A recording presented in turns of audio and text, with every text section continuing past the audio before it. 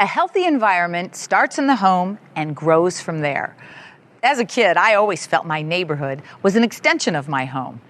And even though times have changed, in many ways they've stayed the same. So let's explore some of the new communities where people live, work, and play. Like most great cities, Toronto, Ontario was built next to a major body of water, Lake Ontario, part of the inland sea known as the Great Lakes. Along with beauty and tranquility, such a location provides vital transportation and commerce. Traditionally, commercial shipping, warehousing, and manufacturing have dominated the shorelines of maritime communities.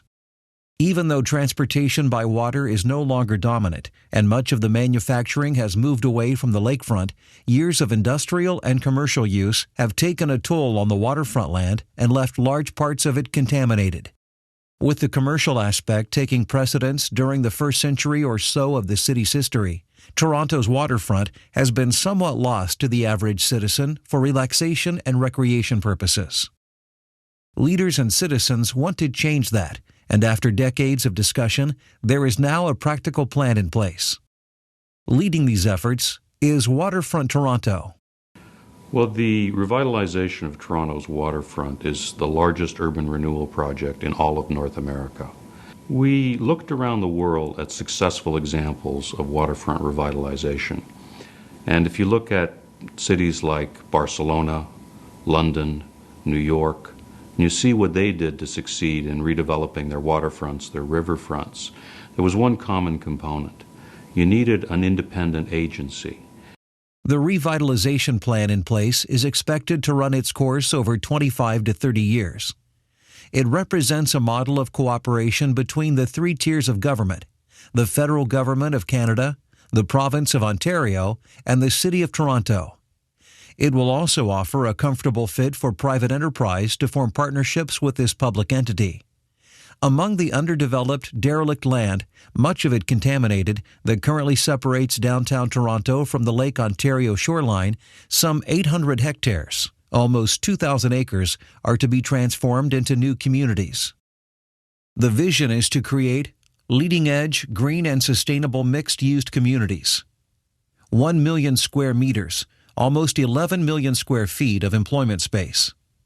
300 hectares, close to 750 acres of parks and public space, along with major cultural and recreational attractions. Waterfront Toronto is really engaged in city building. It's really delivering on a public policy agenda while including advances in technology, urban design, and real estate development, building a new kind of city for the 21st century. Stakeholders include most of the city's population, as well as many of its visitors, but enterprise partners are being welcomed into the plan. Design and technology businesses can find a new home here, fitting into the dense urban footprint that is the backdrop of Waterfront Toronto's planning. Toronto residents and visitors will enjoy the parks, shops, and the lakefront ambiance.